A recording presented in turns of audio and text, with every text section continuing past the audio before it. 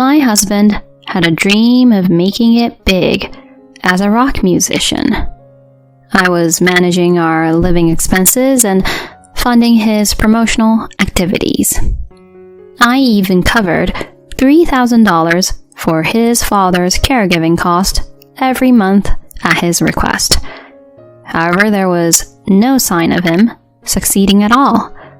On top of that, he started slacking off on his music career. Whenever I tried to discuss it with him, he got defensive, insisting I only needed to listen to whatever he said. It was becoming a struggle to continue our life like that. I decided to at least ask my mother-in-law to spare me the caregiving expenses. Oh, but my husband passed away 10 years ago. Right after hearing that, my husband's diabolical betrayal became evident. I'm Sadie, 37 years old. I work for an event company, handling various types of clients. 2 years ago, I married Keith, who is 10 years younger than me. My friends were quite concerned when I told them the big news. I understand why, given the age difference. Still, I was adamant to marry him. We're currently living in an apartment together. Unfortunately, we still don't have any children. While we were dating, we never had any big fights. We got along so well. So, initially, I thought our married life would work out just fine. I was in for a rude awakening. Keith was an indie rock band member, mostly performing at local live houses and regional music festivals. He was working hard to become famous through his music. Since he couldn't make a living solely from the band, he juggled multiple part-time jobs. We met when I helped out at one of his shows. His dedication to music was so inspiring that I felt compelled to back him up. I anticipated we might not have much in common due to the age difference, so I intended to interact with him in a more businesslike manner. Yet, while managing his band, he started making direct advances towards me. At first, I thought he was just teasing me, but he was actually serious and poured his feelings into me. Sadie, you know I like you a lot. Why don't you give me a chance? I was surprised by his direct approach. You're kidding, right? I'm 10 years older than you. Someone as cool as you could easily find young and pretty girls. In reality, he was a wild-looking, handsome guy and had quite a few female fans. On the other hand, I was a plain Jane and had been so absorbed in work that I missed my prime age to find a husband. Not that I had a strong desire to get married, and I actually preferred work over romance. Moreover, my older brother has 3 kids, so my parents never pressured me to get married. I thought it was some kind of mistake for a good-looking guy like him to have feelings for me. But he persistently expressed his love and didn't give up. I don't care about fans who are only interested in my appearance, not my music. I prefer mature women like you, who respect and support my dream sincerely and are capable at work. Seriously, marry me. As I observed his earnest demeanor, I gradually started to see him as a man.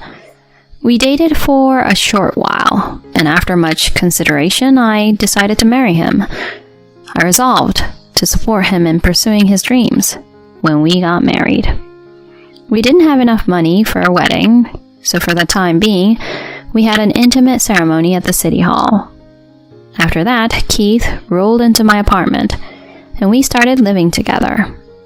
My parents lived on the opposite side of the country, and he couldn't afford to go meet them. We talked about visiting each other's family once we had a bit more breathing room. Then, shortly after we got married, he wanted to discuss something with me. Actually, my dad got paralyzed in an accident a while back. He needs caregiving, but I can't go back that often. And my mom's getting old and can't move around much either. Oh no, that sounds tough. Is there something I can do? Yeah, well, his care costs $3,000 a month. I've been cutting corners to make ends meet so far, but I'm reaching my limit. I'm really sorry, but honey, could you pitch in the $3,000 each month? I was a bit taken aback by the request. My take-home salary was about $3,000, and he made about $1,500. Sending my entire salary each month would have left us with just enough for rent. Seeing me lost in thought, he suddenly grabbed my hand. Honey, I'm really counting on you. My parents have been supporting my dream. Doing nothing about this won't sit right with me. I'll work hard to become famous. Please.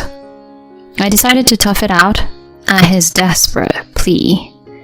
All right, but if it comes out of my income, we won't be able to sustain ourselves. So for now, I'll use my savings. You've got to pay it back sometime, though. Thanks, love. I'll definitely pay it back. Heck, if I make it big, I'll spoil you rotten. Just to be safe, I made him sign a promissory note.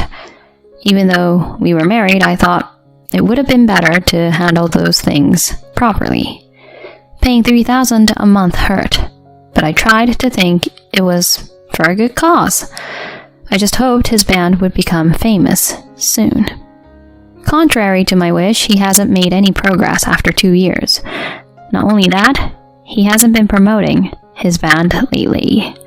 Furthermore, they don't even get together and practice.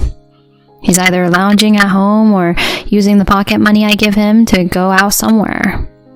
At first, I thought he might have given up on his dream.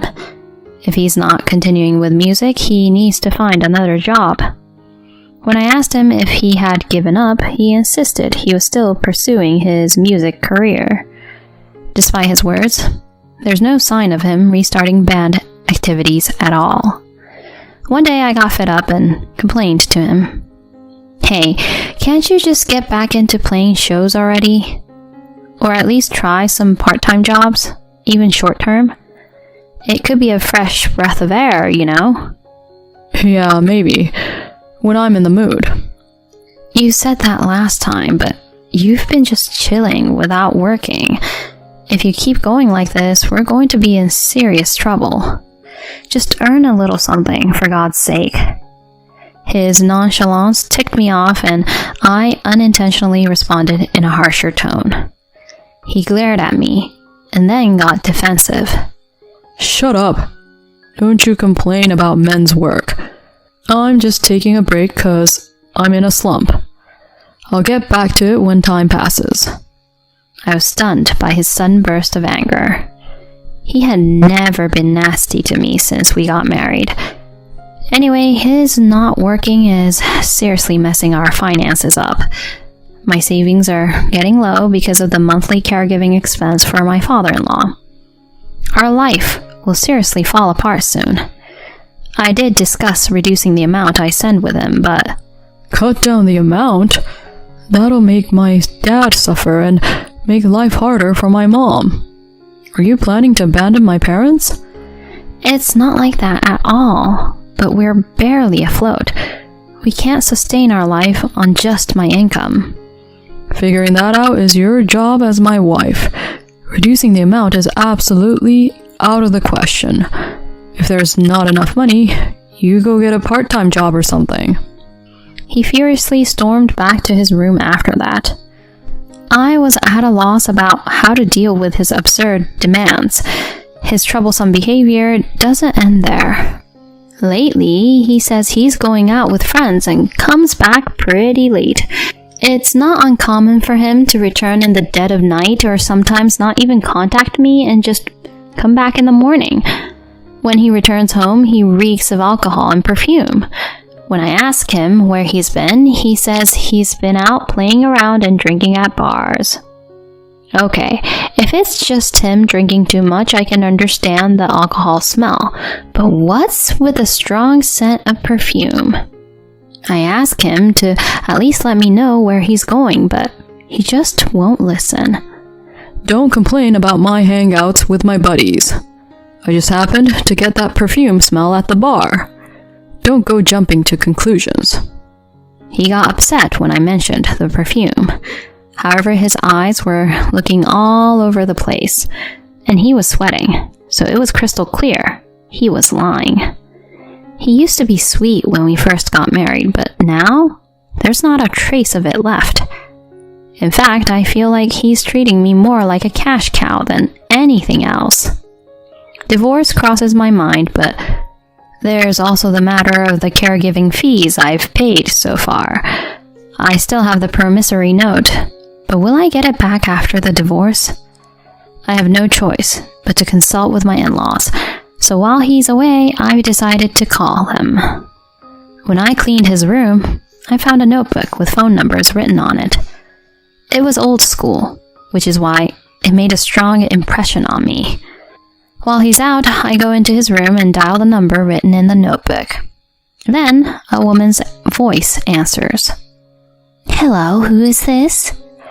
Oh, hi, this is Sadie. You don't know me. Is this Miss Florence, Keith's mother? Yes. I explained to her that I'm his wife. She sounds really surprised since she hasn't received any news from him. I never thought he could get married. He's lazy and always talks about becoming a rock star. I'm really sorry for the delayed update. He was earnest in pursuing me. And well, I'm quite a bit older than him. I feel kind of guilty, so I blurted that out like an excuse. Then I bring out the issue of caregiving expenses. He asked me to pay $3,000 each month for his father's care. But because he's not working, my savings are about to run out. Is it okay to reduce the amount? When I nervously ask her, she becomes dead silent on the other end. And then, before I sense something bad, she drops a bombshell on me. My husband, he passed away 10 years ago.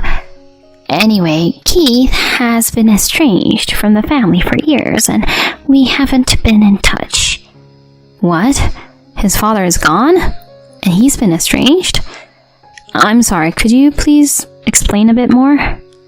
After talking with her, I discover one shocking truth after another. I've been deceived by him all this time. I'm trembling with rage. All the effort I put into supporting his dream has been for nothing. I will not let him get away with this. I'll make sure he pays for what he's done. A few days after the call with my mother-in-law, Keith was out late again. Normally I'd be worried about where he'd been, but now I honestly feel relieved because I'm not interrupted in my preparations. When he returns, just as I finish my task, he widens his eyes as he looks around the room. Then he starts yelling at me. Hey, what the heck are you doing? Don't touch my stuff without permission. I stare at him coldly. You need to get out of this apartment, and we're getting a divorce. You'll be hearing from my lawyer soon. What the heck? You can't just say that out of the blue. What the heck do you think you're doing? I know exactly what I'm doing. But do you? What have you done with the $3,000 I've been paying every month for your dad's care, which you lied about? He freezes at my question, so I tell him about contacting his mom. Without giving him a chance to say a word, I question him about his dad's passing and his estrangement due to repeated misdemeanors like shoplifting. His face turns pale and desperately tries to come up with excuses. No, it's not like that at all. I was buying band equipment. It was pricey, so I was hesitant to tell you. It's for work, so it's fine, right? I'm disgusted by his pathetic excuse at this point. Even if that is true, the fact remains that he lied and deceitfully took money from me each month. And especially because it was all built on lies, there's no way I could forgive him. I'm not up for vague excuses. You used the money I gave you on your affairs, right? I've got proof, and it's all been checked. His notebook listed a bunch of women's phone numbers. When I called them all up, 5 women confirmed they were involved romantically with him. They were all lied to about him being single. When I confront him about this, he turns red as a beet and becomes enraged. He even tries to attack me. At this moment, a sharp scream comes from the back room. Enough! And out pour a bunch of women. The color on his face goes from red to white in a second. They're all his mistresses, he deceived, and all gathered at my request. They looked like they were ready to unleash hell, especially since some of them were seriously considering marriage. They pounce on him, shouting, "You jerk!" and "You scumbag!" as they tower around the cowering Keith. The outnumbered women, fueled by anger, are like a force to be reckoned with. Amid this chaos, Keith's groveling, crying out, "Please stop. I messed up. I'm sorry." Once they have enough of him, each of them spits out, "I'll never forgive you," and "We're done," and storms out one by one. He's left in a sorry state, completely stunned. I lay it on even thicker and tell him straight up, "Just so you know, I'm demanding alimony for the infidelity, and you're paying back the total $70,000 I've paid in caregiving expenses. I've got the paperwork, so there's no running away." He suddenly looks at me and begs on his knees, "Please, honey, please don't divorce me. I'll pay back the money over time, and I'll change my ways and work seriously. Please, don't leave me." His pleas fall on deaf ears at this point. I feel nothing but annoyance. Are you kidding me? After lying and stealing money from me, you're saying this now? Using your deceased father as an excuse is despicable. Now I understand exactly why your mom disowned you. "Please don't say that. I'm really remorseful." It's too late for me to believe that now. I never want to see your face again. I'll contact you through my lawyer, so get the heck out of my apartment right now. If you don't leave, I'm calling the police. I kick him out right then and there. After that, I successfully divorced Keith and collected the money he deceitfully took from me in alimony through my lawyer. When I threatened to fight in court if he didn't pay, he quickly transferred the full amount into my account. It seems like he racked up some debts somewhere. Moreover, he scammed 2 out of the 5 women he had an affair with. They came after him too, but he couldn't afford any more debts. He turned to his estranged mother for help, begging for mercy. I heard that even though she disowned him, she didn't want him causing trouble for others, so she lent him to pay them back. In return, she sent him to work day and night on a deep-sea fishing boat owned by her relative until he paid off his debts. He's probably getting tossed around in rough waters and being worked rigorously right about now. On the other hand, I've got my money back, plus alimony, so I'm living a carefree single life. I'm hoping to meet someone sincere next time around.